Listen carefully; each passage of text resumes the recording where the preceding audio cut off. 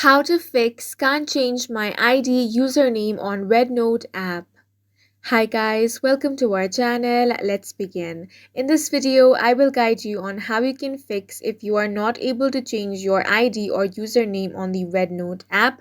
For that, open the Rednote app on your device. Make sure to sign into your account. Now tap on the Me button at the bottom right corner of your screen.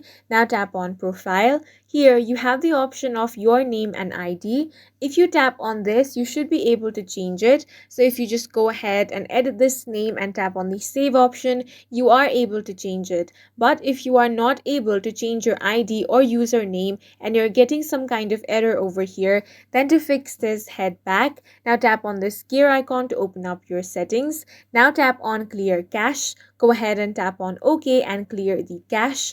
After it has been cleared, tap on account security. Here in mobile number, if you find the option of unbound, go ahead and tap on this. Now you will have to bind your mobile number, which means you have to verify your mobile number. So go ahead and select your country code, then enter your mobile number.